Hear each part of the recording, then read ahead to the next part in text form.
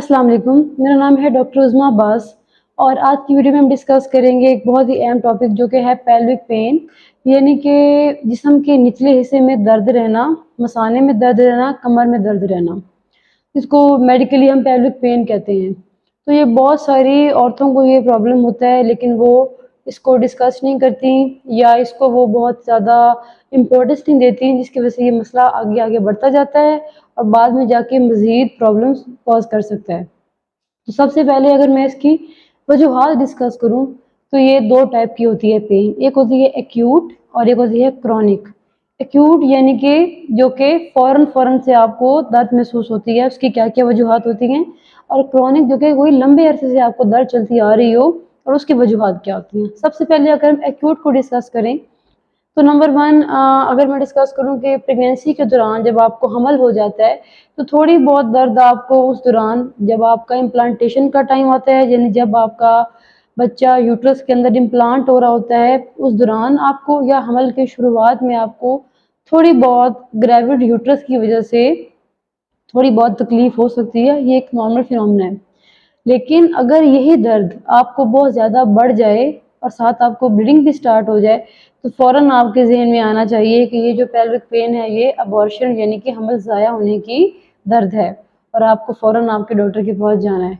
इसके अलावा some time ऐसा होता है कि हमल ट्यूब के अंदर या ओवरी के अंदर हो जाता है, यानी कि हमारी अंडेदानी या ट्यूब के अंदर बच्चेदानी की बजाय, जिसको हम कहते हैं एक्टोपिक प्रेगनेंसी। तो उसकी वजह से अगर वो प्रेगनेंसी रप्चर हो जाए, यानी रप्चर्ड एक्टोपिक प्रेगनेंसी हो जाए, तो उसका भी सवेयर बड़ा ही शदीद किस्म का पेल्विक पेन होता है और वो एक मेडिकल इमरजेंसी बन जाती है। इसके अलावा अगर हम अंडेदानियों की बात करें तो अंडेदानियों के अंदर अक्सर सिस्ट बन जाते हैं और उसकी अगर टॉर्जन हो जाए, टॉर्जन का मतलब होता है कि ट्विस्ट आ जाना। अगर वो एक ट्विस्ट आ जाए यानी कि ब्लड सप्लाई हो जाए, कॉम्प्रोमाइज़ हो जाए, उसको ब्लड सप्लाई नहीं मिलेगी, ज़ाहिर सी बात है। जिस जगह वो ब्लड सप्लाई नहीं मिलेगी तो वहाँ पर बहुत ज़्यादा सीवियर किस्म का पेन स्टार्ट हो जाएगा, जो कि आपको अपने पेट के निचले हिस्से में महसूस होगा। उसके अलावा सम टाइम छोटे छोटे सिस्ट होते हैं, चॉकलेट सिस्ट होते हैं, जिसे जो कि एंडोमेट्रियोसिस के अंदर होते हैं, जो कि मैं बाद में आपको एक्सप्लेन करूँगी। तो वो जब सम टाइम रप्चर हो जाते हैं, जो कि होती है हेमरेजिक ओवेरियन सिस्ट, कभी वो रप्चर हो जाती है। तो अगर टॉर्जन हो जाए या कि आपका सिस्ट रप्चर हो जाए, फट जाए, तो उसकी वजह से भी आपको शदीद किस्म का लोअर एब्डोमिनल पेन यानी कि पेल्विक पेन हो सकती है। तो इन तमाम सूरतों में जो ज़्यादातर इसका हल होता है वो सर्जिकल ट्रीटमेंट ही हमें करना पड़ता है। वो लेकिन आपका जो डॉक्टर है वो डिसाइड करेगा, आपकी कंडीशन पे डिपेंड करेगा। इसके अलावा सम टाइम औरतों को यूटीआई यानी कि यूरिनरी ट्रैक इन्फेक्शन हो जाती है और उसकी वजह से बहुत ज़्यादा कभी कभी शदीद दर्द हो सकता है। बेसिकली उसमें मसला ये होता है कि जो हमारी यूरिनरी ट्रैक होता है उसमें इन्फेक्शन हो जाता है, उसमें जरासीम लग जाते हैं, जो कि गंदा बाथरूम यूज़ करने से या किसी भी सूरत में अगर सफाई का ख्याल ना रखा जाए तो इन्फेक्शन हो जाता है। तो उसकी वजह से आपको यूरिन का प्रॉब्लम हो जाता है, आपको जलन होती है, बार बार आता है, रुकावट के साथ आता है और इसके अलावा साथ साथ आपको पेल्विक पेन भी होती है। इसके अलावा सम टाइम आपको सिस्टाइटिस यानी कि मसाने का दर्द भी हो सकता है, यानी कि आपके यूरिनरी ब्लैडर के अंदर कोई इन्फेक्शन हो गया है तो उसकी वजह से भी आपको पेन हो सकता है। ये सारी तो वजूहात हैं जो कि एक्यूट हैं, यानी जिनका ड्यूरेशन कम होता है और आपको फ़ौरन से दर्द महसूस होती है। तो अगर आपको कभी भी इनमें से कोई भी अलामत महसूस हो तो आपने फ़ौरन अपने डॉक्टर के पास जाना है। उसके बाद अगर मैं क्रॉनिक कंडीशंस की बात करूँ, क्रॉनिक कंडीशन वो होती है जिसका जो टाइम पीरियड होता है 6 हफ्ते से ज़्यादा हो जाए। सम टाइम कभी कभी आपको कुछ वीक से कोई प्रॉब्लम चल रहा होता है, लेकिन अगर आपको उधर ही आप उस कंडीशन को उधर ही प्रॉब्लम को कंट्रोल कर लें, बर वक्त अपने डॉक्टर के पास चले जाएं, तो वो क्रॉनिक में कन्वर्ट होने से बच सकती है। तो सबसे पहले अगर मैं बात करूं, नंबर 1 जो क्रॉनिक कॉज है एंडोमेट्रियोसिस। एंडोमेट्रियम जो होती है, जो हमारी बच्चेदानी की एक अंदरूनी तय होती है। अगर ये हमारी बच्चेदानी की अंदरूनी तय यानी कि एंडोमेट्रियम कहीं जाके और चिपक जाए हमारे यूरिनरी ब्लैडर यानी हमारे मसाने पे चिपक सकती है, हमारे बाउल यानी हमारे इंटेस्टाइन वगैरह पे चिपक सकती है। सम टाइम कोई हमारा कोई ऑपरेशन, कोई सर्जरी हुई हुई है, उसका कोई स्कार हो, जो निशान हो, उसके ऊपर जाके चिपक सकती है। तो उसकी वजह से जब आपको पीरियड्स आएंगे हर दफ़ा आपको शदीद पेन होता है। एंडोमेट्रियोसिस का पेन इतना सीवियर होता है कि आप अपना डेली की एक्टिविटीज़ भी नहीं कर सकते, आपको इतना शदीद पेन होता है।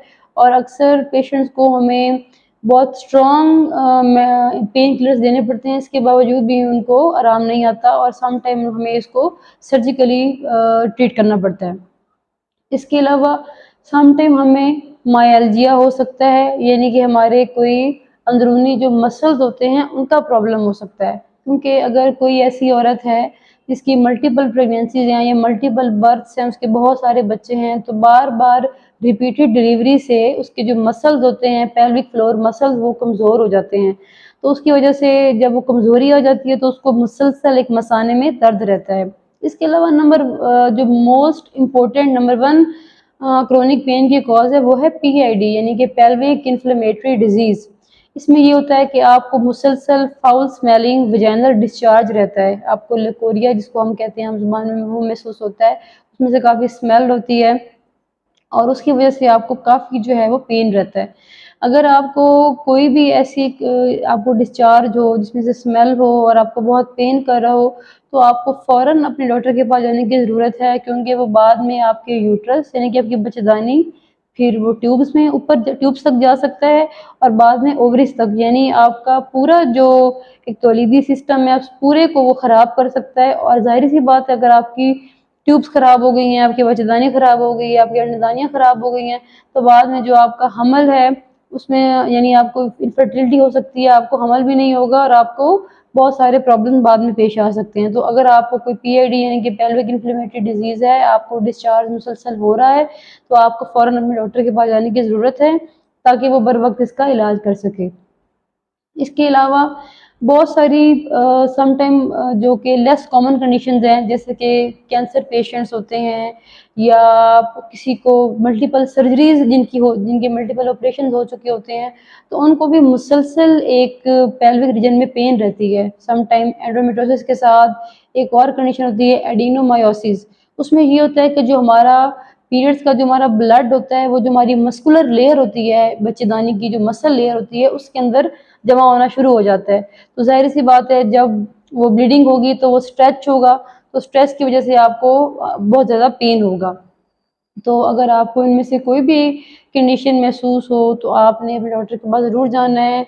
सबसे अहम जो आपके ट्रीटमेंट ऑप्शन आप जो खुद से कर सकते हैं, अगर आप कुछ चीज़ों को फॉलो करें, जैसे कि अगर आप अपना लाइफ़स्टाइल ठीक रखें, अपना वेट ना आप गेन होने दें, इसके अलावा आप अपनी सफाई का ख्याल रखें, तो बहुत सारी कंडीशन से आप खुद ही प्रिवेंट आप कर सकते हैं। तो मैं उम्मीद करूँगी मेरी आज की इस वीडियो से आपने कुछ सीखा होगा। अगर आपको ये वीडियो पसंद आई हो तो आप काइंडली मेरे चैनल को सब्सक्राइब करें और इस वीडियो को लाइक करें। Thank you.